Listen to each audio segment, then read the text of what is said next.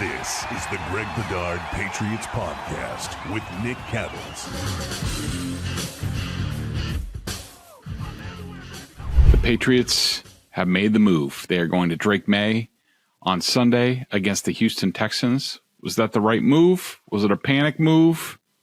We'll discuss as soon as I tell you about PrizePicks, the largest daily fantasy sports platform in North America.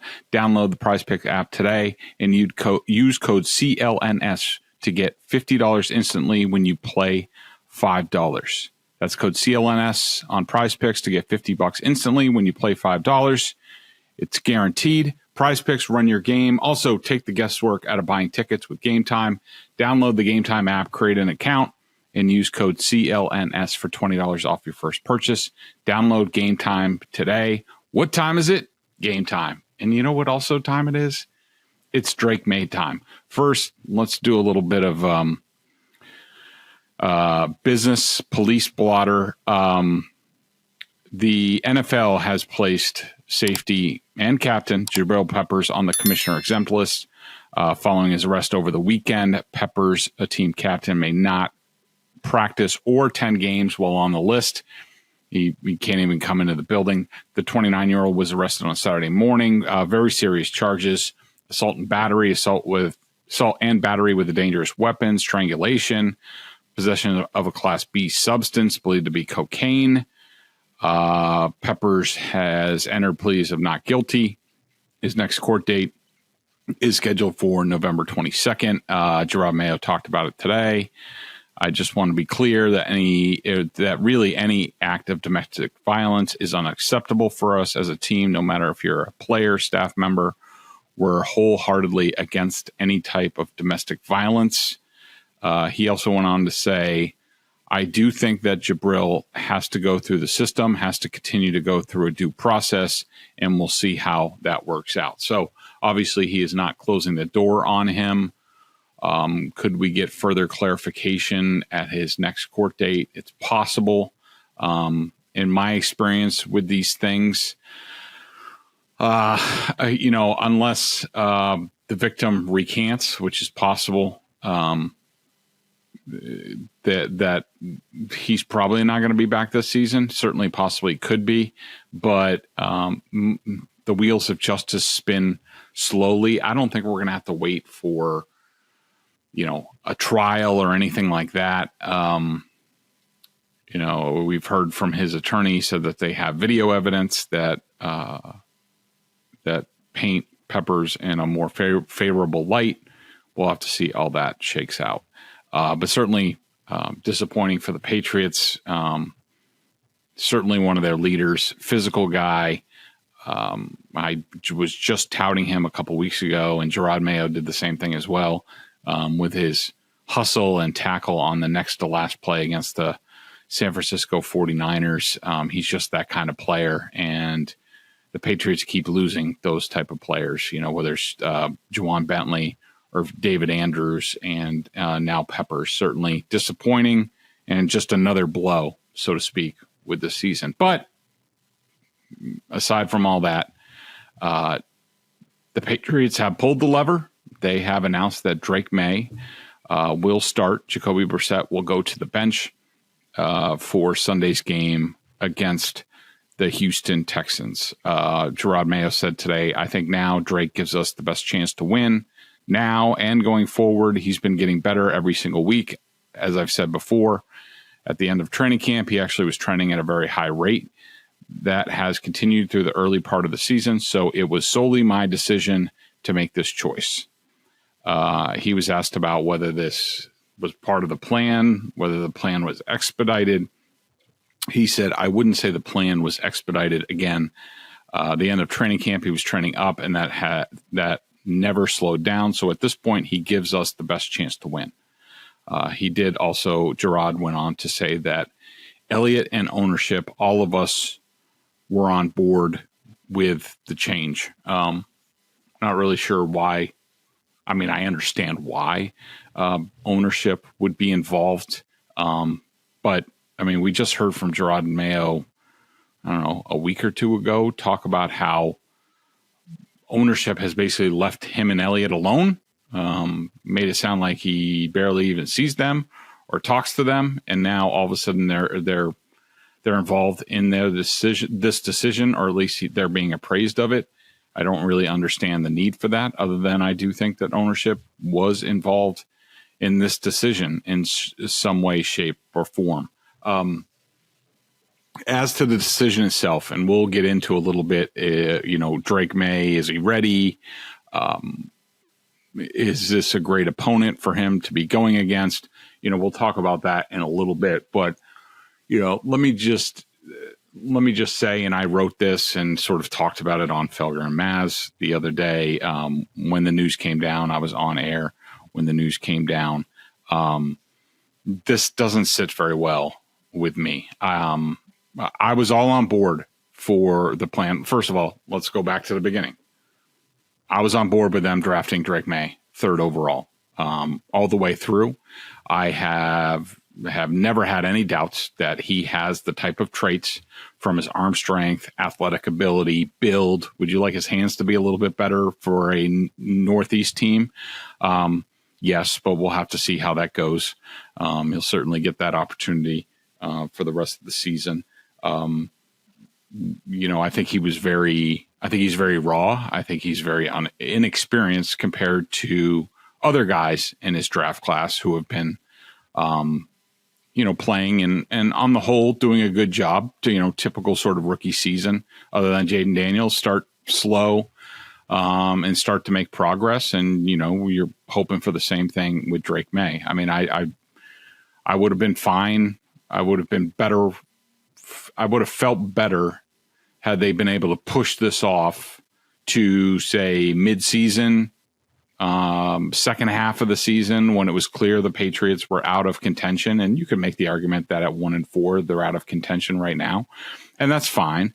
But I wanted the Patriots to have a plan and stick to the plan. And it seemed like every week we were hearing all right, they're sticking to their plan, which I was very happy about. I did not want the Patriots to do what the Jacksonville Jaguars did when they drafted Blake Bortles, and Blake Bortles never would have been a great NFL quarterback. He certainly had all the physical skills. I don't know if he had it mentally. I think Drake Maye definitely has the intangibles, the smarts, the traits, his upbringing, his competitiveness. I think all that stuff is off the charts with Drake Maye, and that's why I was all on board with him being the 3rd overall pick. Now, I did have my draft order: Caleb Williams, Jaden Daniels, and Drake Maye. If it was Jaden Daniels and Drake Maye, I would have taken Jaden Daniels. Caleb Williams, the only question, which I don't know the answer to, and the Bears don't even know the answer to, is his makeup, what you need to be that guy, to be one of the elite quarterbacks. Certainly there's a lot of questions about that. Jaden Daniels, I had fewer questions with Jaden. It was more physical and whether he could take a beating given his size, and a 6-game sample size is not going to tell you, it's going to be years. I mean, RG3 was rookie of the year and over Andrew Luck. And what ultimately did him in was injuries, along with, some personality things with him. But so all on board on Drake Maye. My evaluation coming out of college was similar to a lot of guys, whether it's Greg Cosell or Dan Orlovsky or whoever. Love the traits, love the flashes on film. Definitely green, inexperienced, undertrained. I would have loved to have spent upwards of a season laying that foundation, retraining him. So, in a similar fashion to Patrick Mahomes. That's ideally what I wanted for Drake Maye, but everybody's different. I mean, Drake might learn faster than anybody. He might be picking up, whether it's his footwork. I definitely would like to see him over time. And it's not something that's going to happen in one off season. Tighten up his motion, which I do think is too long, but that's something that can be worked on.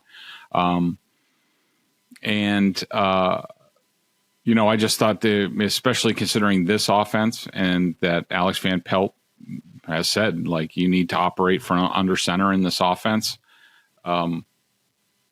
Drake has a long ways to go in terms of that. I don't expect him to be under center very much, if at all. I just don't think he's very comfortable with that. I think every opportunity that we've seen him under center, it's been an adventure, and it's not just the centers; it's him as well. So, but that being said, and this is part of where the Patriots are, I think the plans that they had for this season, for this offense, that Alex Van Pelt had for this offense, have been thrown out the window. All the stuff that we saw them working on in the offseason, the wide zone, the boot action, all that stuff has gone away because they can't block it and they don't have the athletes up front.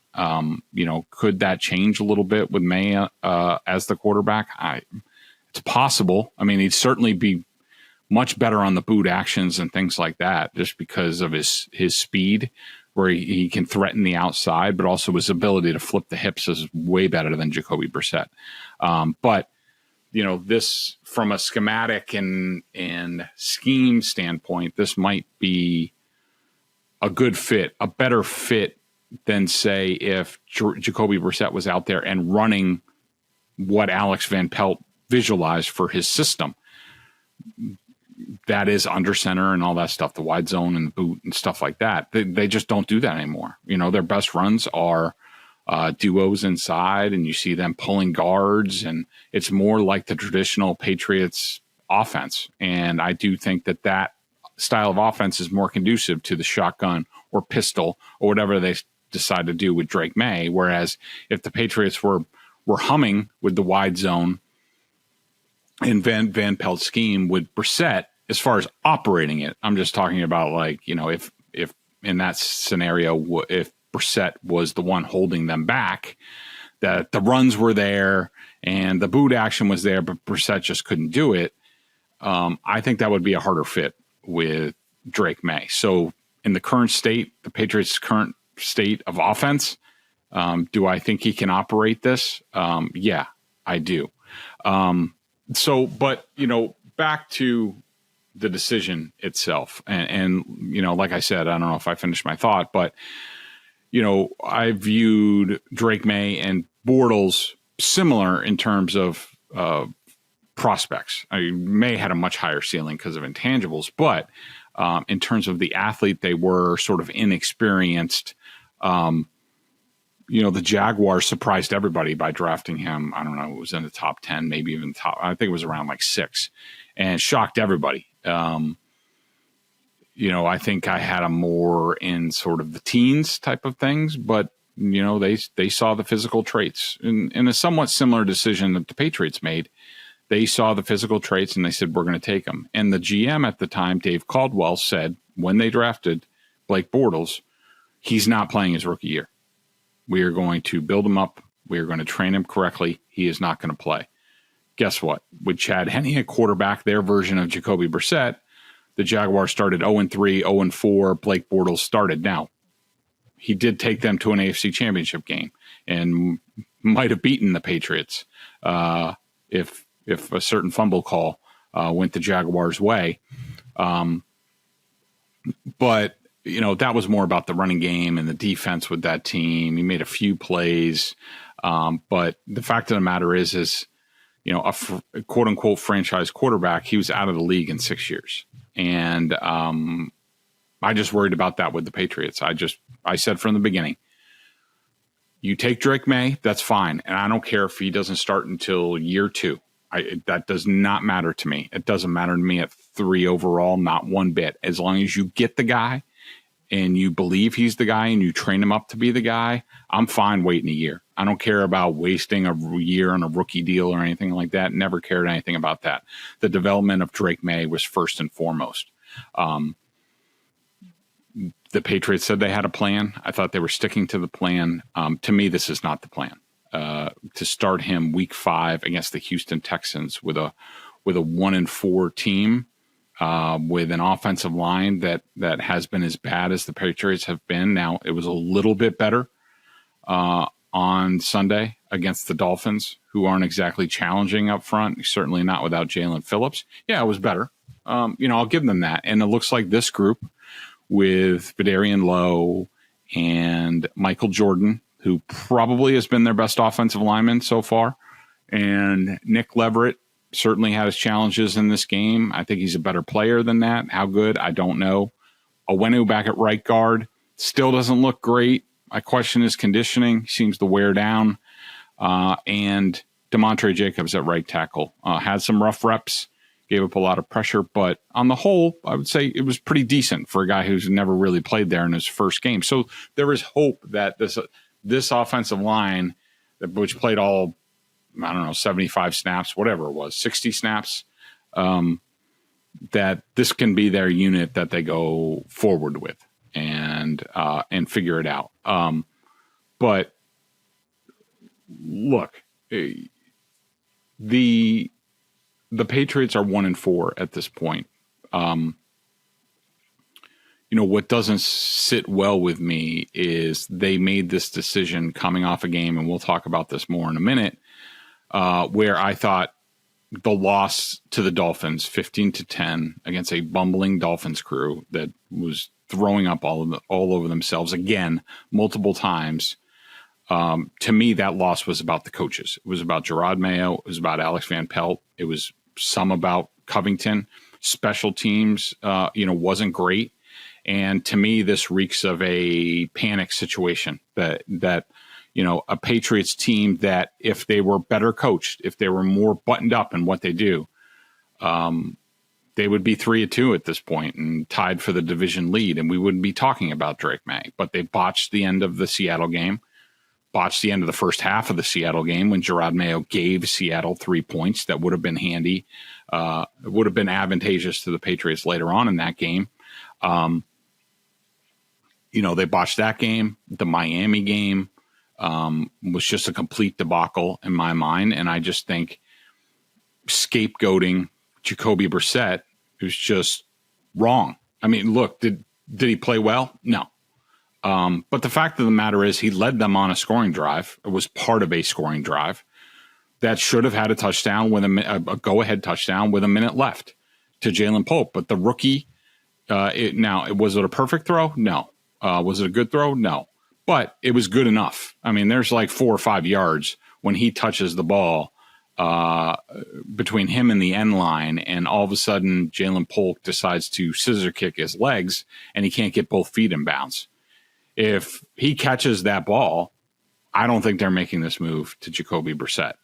Certainly, I don't think they're to Drake Maye. Certainly, they're not making this move if the coaching staff was up to snuff and delivered winnable games against the Seahawks, against the Dolphins. And so, in that way, it does not sit well. It just seems like this coaching staff doesn't know what they're doing. They're grasping at straws, and they are looking to Drake Maye to basically save their hides. And, I don't like that. And I'm not going to say it's unfair to Jacoby Brissett. I'm sure he's taking a lot of hits, but he's also making $8 million a year, and he knew the situation here, and he has not played well the last 2 weeks. And after the 49ers game, after reviewing the film, I said he was a detriment. He was one of the top reasons why the Patriots lost that game. If it happens again 2 straight weeks, then May watch is full steam ahead. And Jacoby did not play well in that game. He was my lowest graded player again on offense. And so on film, statistically, analytics, what have you, is this decision justified? Yes. But I just think that considering the coaching blunders and Jalen Polk's inability to get 2 feet down on a catchable ball to win the game, are more responsible for the Patriots being 1-4 than the quarterback. So that's sort of where I am on that. Let me tell you about PrizePicks. PrizePicks is America's #1 daily fantasy sports app with over 5 million active members. PrizePicks is the easiest and most exciting way to play daily fantasy sports. All you do is pick more or less on 2 to 6 player stat projections and watch the winnings roll in like they did the 2 previous weeks for me. You can now win up 100 times your money on PrizePicks with as little as 4 correct picks. Look, So I had a 2-week winning streak. It did not happen this week. I told you I did not feel confident about this week. We'll have to see whether that changes for the Texans. I will be back later in the week, hopefully with Nick, who's traveling right now, and hopefully we can get back on the winning side. But I'm confident that'll happen. Download the PrizePicks app today and use code CLNS and get $50 instantly when you play $5. That's code CLNS on PrizePicks to get $50 instantly when you play $5. You don't even have to win to receive the $50 bonus. It's guaranteed. PrizePicks, run your game. Okay, so let's talk about Drake Maye and his readiness. And I guess we can start with the decision. I don't like how it went down. Does that mean that this is a bad decision? No, I'm not. No, it really is. I think that he was going to play at some point, and from everything I've heard, from everything we've heard, the kid has been a quick learner. Now, I will point out that I think Drake Maye. So, I said, I think it was like a week ago, that I heard from people inside the building that they thought Drake Maye was a little bit more of a ways off than I think it was after the 49ers game. People were like, oh, well, we need to start him. Of course, this has been an every week thing, just about, certainly since the Jets game. And I was told that he wasn't quite ready, that there were some operation issues, just the basics of operating the system that deemed him not quite ready. Now, in terms of when he would be ready, I have no clue. But Mayo sort of addressed this today when he said, where have you seen Drake's biggest growth this season over the last 5 weeks? Mayo said, just operating the huddle. I think it starts right there. Getting the call, getting in the huddle, getting out of the huddle, going out there and executing the play. That's kind of, what I was talking about. Sounds like he's improved in that area, at least enough where the coaches are like, okay, he's at an acceptable place right now. We'll have to take their word for it. We shall see. So they're starting Drake Maye. I think that I have no prediction on what he's going to do. I have no clue whether he's ready or not. What I do know is that, and this is similar to what we saw in the preseason and what we talked about, and even the Jets game when he appeared, Drake Maye is a very good athlete, and with a very big arm, and he can really run. So because of that, he's going to make some splash plays in every game. It's the other plays that you worry about. Is there going to be consistency? Is he going to read things out right? Is he going to get confused by anything that he says? I mean, people are looking to Drake Maye to elevate a Patriots operation that isn't great. I would say the coaching isn't great on the offensive side of the ball. The offensive line we know is shaky, and the weapons aren't great, and they're young and kind of raw. Pretty much similar to where he was at North Carolina a year ago with offensive coordinator change that was not good, made it a mess. The offensive line was kind of a mess. His receivers, he didn't have his top receivers, Vontaze Walker or whatever his name is, had to deal with eligibility issues. He had lost some guys in the draft. So, to me, it's a very similar situation that Drake Maye's walking into with the Patriots, similar to his last year at UNC. The good part about that is this is not a quarterback who needs everything perfect to operate, and he's not used to that. He's never really had that, so that's good. He's used to what he's going to encounter with the Patriots.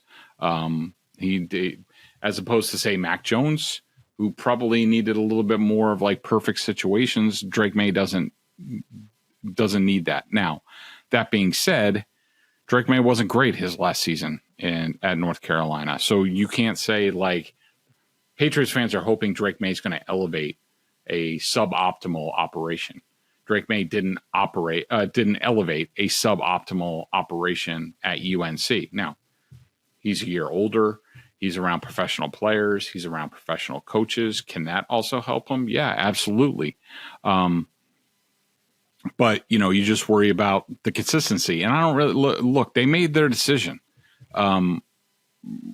The coaches know better. I have no clue what he's doing on the practice field. And I don't really believe any reports about these guys or these players are saying this and these coaches are saying that. It's practice. I've talked to enough NFL coaches and certainly a lot lately, asking them about, what do you think about this and that? And they're just like, practice doesn't matter. I mean, what if somebody's doing something well in practice when they're not really in pads and things like that? And this goes to the preseason with Drake Maye. Drake Maye was a 7-on-7 Hall of Famer. When the pass rush and the pads went on, that's when he struggled a bit more. But I look, they made their decision. I expect him to struggle. I expect him to bring a lift for a game or two. I would expect that. And I think he'll make enough plays that I think will certainly make the Patriots more entertaining and fun to watch. I don't care if he throws I don't care about turnovers. I don't care about sacks. I just want to see him get out there and get experience and get after an adjustment period. I want to see him start to get incrementally better as the season goes along. And I have hopes for that. I have high hopes for that. As far as the Texans this week, a lot is going to be made about their pass rush, which is really good. I was just watching some of their film. I will say they are really fast on film. I think that's going to be a bit of a shock for Drake Maye. I think that was a little bit of a shock against the Jets. You also have to remember, so, he's doing quote unquote great in practice. That's against a Patriots defense. Yes, they show a variety of things, not as much as they used to, not as much as you would have seen in the summer. I think injuries are partly to do with that. But we're also talking about a very slow Patriots defense that has gotten slower by the week with the injuries to, Kyle Duggar, Jabrill Peppers situation, Juwan Bentley, all that stuff. So I think from what I've seen on film so far of the Texans, I think that Drake Maye he's going to have to gear up his speed to be ready for this. And I think it's a situation, it's incumbent upon Alex Van Pelt to figure out a way to get his feet wet in the game and not to put too much on him early and let him get adjusted to the speed and then sort of go from there. And, when you're dealing with these young quarterbacks, something else that is incumbent on Alex Van Pelt, who I haven't been enamored with so far, watching his scheme and certainly the execution of the scheme by the Patriots.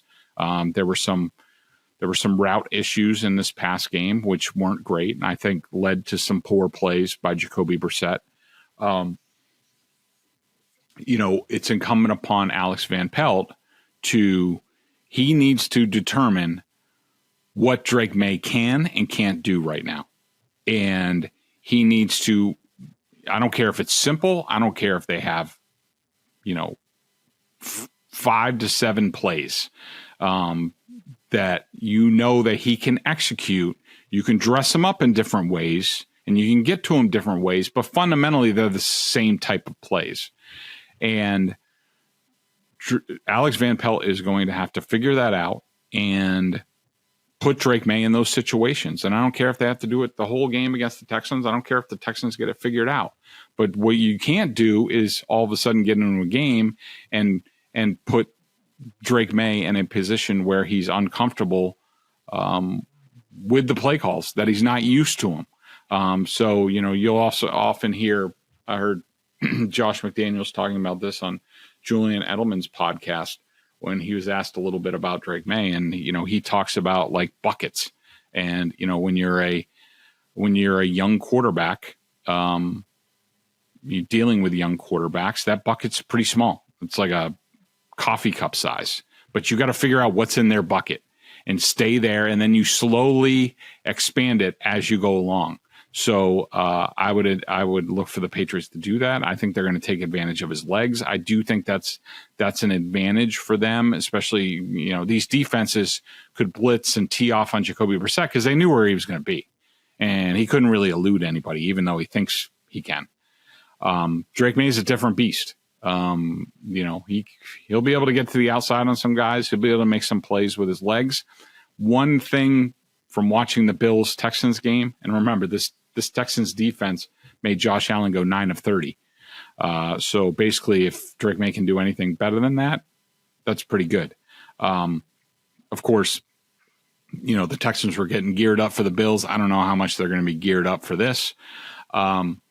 But I will say one thing going against Drake Maye and the Patriots in this matchup against the Texans is they just faced Josh Allen, who, look, Drake Maye's not Josh Allen. You're hopeful he's going to be hopefully Josh Allen light when he's a little bit more developed. But the Texans clearly had a plan, a lot of spying, how they rushed Josh Allen, where they worried about his athletic ability. So they just came off learning that, executing that in the game to a high level, and I assume they're going to use the same sort of plan. They'll probably just move it over to this week, and that makes it a little bit less likely that Drake Maye is going to be able to use his legs effectively in this game, but it's part of what he does. It's definitely in his bucket at this point, so I still expect him to do that. Let me tell you about Gametime. It's that time of year. It's football. It's getting cool out. I got to be at a football game, whether it's high school, college, or pro. For college and pro, I go check out the Gametime app to check out their tickets. Gametime has a new feature called Gametime Picks that makes getting picks to see your favorite teams play live even easier. Gametime Picks filters out the fluff to show you only incredible deals on great seats, so you don't have to waste time searching through thousands of tickets. Love all-in pricing. Toggling this feature will show the total up front. None of those annoying surprise fees at checkout, which I hate. Love the seat views. Give you a panoramic view from your seat in the app before you buy. Take the guesswork out of buying tickets with Gametime. Download the Gametime app, create an account, and use code CLNS for $20 off your first purchase. Terms apply. Again, create an account and redeem code CLNS for $20 off. Download Gametime today. What time is it? Gametime. Okay. Real quickly, because now with the Drake Maye news, this seems like years ago that they lost to the Dolphins on Sunday. To me, like I said earlier, their loss to the Dolphins to me was solely on the coaching from Alex Van Pelt's game plan, which was not nearly run heavy enough. The Dolphins entered with the 26th DVOA against the run. They had Tyler Huntley at quarterback. They were scoring less than the Patriots. This is a game, and look, I'm going to put all of this on Jerod Mayo. He is the head coach, okay, and he is a CEO head coach. So it's not like he's busy game planning on defense. He has DeMarcus Covington for that. He's not game planning on offense or special teams. Jerod Mayo's there to oversee everything in this organization, including his coaches and the game plans. And for the Patriots, and basically what you get, and this is what Bill Belichick would do with the Patriots with his coaches on Monday evening, sort of after they put the last game to bed, Bill Belichick would instruct his coaches, how each of their game plans should go this week. And he would tell them exactly like, this is how we win this game. And I'm just trying to find the part where I said this. This is what Mayo should have told Van Pelt going into this game. We're breaking in a new offensive line. Let's go run heavy, at least to start this game, to get their feet under them. Miami's run defense is not very good. They're scoring 11 points a game. Tyler Huntley is their quarterback. They are very mistake prone. We shouldn't have to do much offensively to win this game. Probably 16, 17 points. Control the ball, play field position, and don't turn it over. If we do what we did against the Bengals, that should be good enough. I want a 65-35 run pass split. I don't care if we don't throw 10 passes in this game. The Dolphins are soft. Let's be physical with them, pound them, and see how the game goes. Guess what happens? The Patriots come out, they run for 7 yards, and then they go pass, sack. In the first half, the Patriots dropped back 17 times, including penalties. They rushed 7 times. And that one of their rushes included a 33-yard touchdown run that was blocked beautifully by the offensive line. And did that in having a lead, a 7-3 lead, and then, what was it? 10-3, 10-6, 10-9. They had the lead the whole game. Did Jabrill Peppers get on this headset and say, Alex, the Dolphins have missed a field goal. We blocked one of their punts. They had a field goal snap that was a ground ball. They were inside the 20, and they snapped the ball early for the second week in a row. That was a 22-yard loss, took them out of field goal range. Like Jabrill Peppers should have just said, don't throw the ball. Just pound the ball away, which is exactly what Mike McDaniel did at halftime after his mistake-prone first half. He said, all right, screw this. We can't do X, Y, and Z. Guess what? We're just going to run the ball. Tyler Huntley and the Dolphins scored on all 3 of their second half possessions. So there was that with the offense, along with the decision, before halftime, they run for what was it, 8 yards, and then they throw, and basically gave Miami a field goal, or at least attempt at a field goal before halftime. At the end of the game, they get down there and get on the 12-yard line with about a minute and a half left, all 3 timeouts, and Jabrill Peppers should have been on his headset to AVP and saying, this is going to be the last possession of the game. So do what you have to do, which would include running on first down. At least you have all 4 downs. Okay. You need a touchdown. You have all 4 downs. You have 12 yards. You have 3 timeouts. The Patriots should not have had to throw the ball there. And guess what they did? They threw 4 times. Be that as it may, Jacoby Brissett delivers a decent pass to Jalen Polk, and he doesn't get his feet in bounds. So that's a little bit on the offense. I also want to point out that Gerard Mayo said a couple things which I completely disagreed with. He said after the game, I think there's no question we're tough, but we just have to get better from an execution standpoint. Tough? I mean, look, I'm not going to say they're not tough, but does a tough team let the Miami Dolphins run for almost 200 yards against them when they have Tyler Huntley at quarterback? Just the week before, the Dolphins running backs had 66 yards on 22 carries against the Tennessee Titans. They couldn't leak a drop running the game. All of a sudden, they play the Patriots, and they can run all over them, and that's a tough team? No, that's not a tough team. Tough teams run the ball, and they stop the run to start with. The Patriots didn't run enough. Jacoby Brissett should not be attempting 34 passes in a game where the Patriots basically led throughout the game. That's just horrible coaching and decision-making, and that starts with the head coach. The run defense, was terrible. They were not tough enough up front. Devon Godchow wore down as the game went on.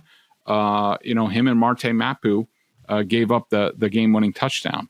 So there's that. And then there was also this on Monday. In the aftermath of the game, Gerard Mayo said, I thought we played well enough defensively and on special teams to win the football game.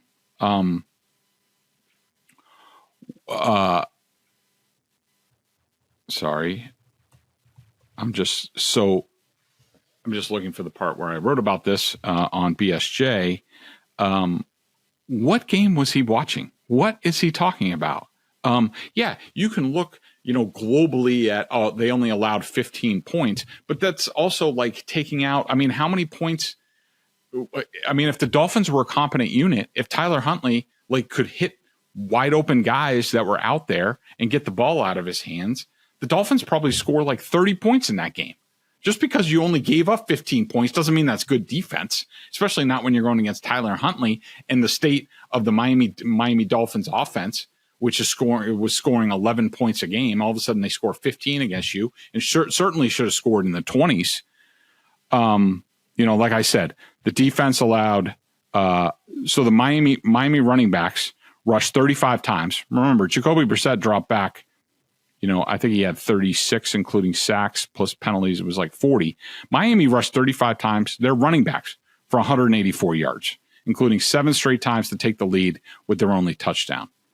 Dolphins and Huntley scored in all 3 of their second half possessions. And then there's also this. No one has talked about this, but the defense basically handed Miami 6 of their points, because if you recall, at the end of the first drive, the Dolphins had 3rd and 17 from the New England 49. Okay. The Patriots just need to hold them to, 6-7 yards, and they probably don't kick a field goal. They probably punt. But guess what the Patriots did? They had a conservative play call. They gave up an easy 13 yards to Jonnu Smith, and Jason Sanders, because of that yardage, hit a 54-yarder. To me, I put that on the defense. That's not good defense. That's not playing well enough to win.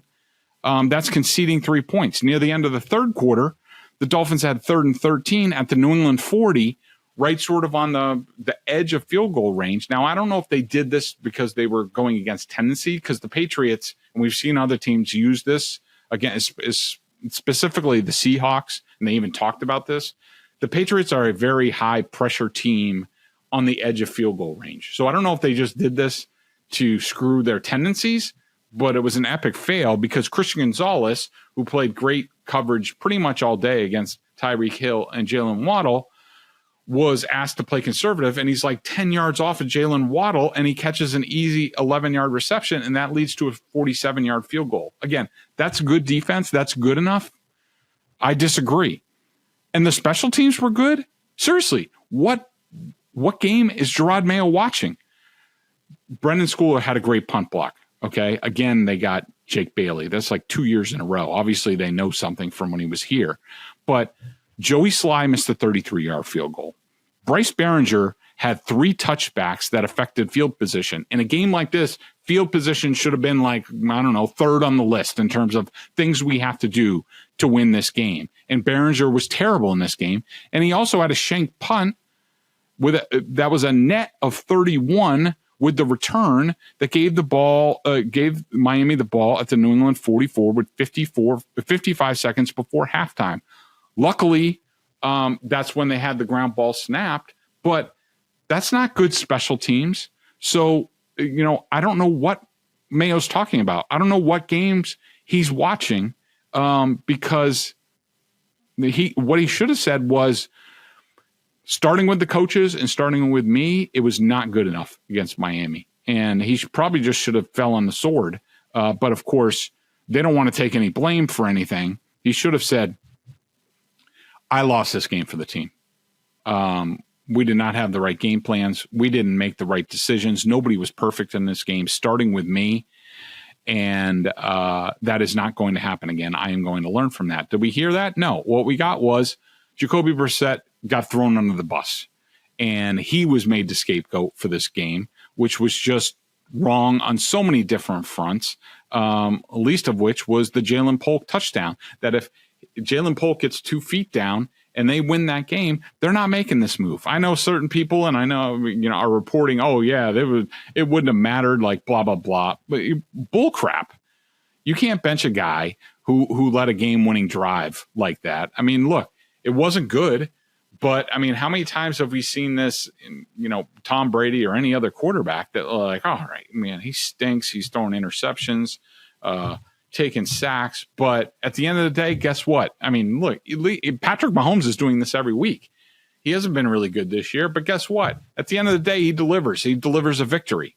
If Jacoby Brissett delivered a victory, I don't think they're making this choice. So that's sort of my synopsis on the Miami game. But, be that as it may, it's now May Day. I'm looking forward to it. It's certainly going to be more interesting. It's going to be more things to write about, more film to analyze. And Giardi and I are going to bring it to you all on BSJ. If you haven't signed up, we would love to have you aboard. Every little bit counts for us at BSJ. So, we would love to have you aboard. Anyways, make sure you check out PrizePicks. I'll be coming back later in the week with my picks for this game. Use code CLNS to get $50 off instantly. $50 instantly when you play $5. And also Gametime. Use code CLNS for $20 off your first purchase. Download Gametime today. What time is it? Gametime. We will see you later in the week as we prepare for Drake Maye's debut. Appreciate you all listening in, and we will talk to you soon.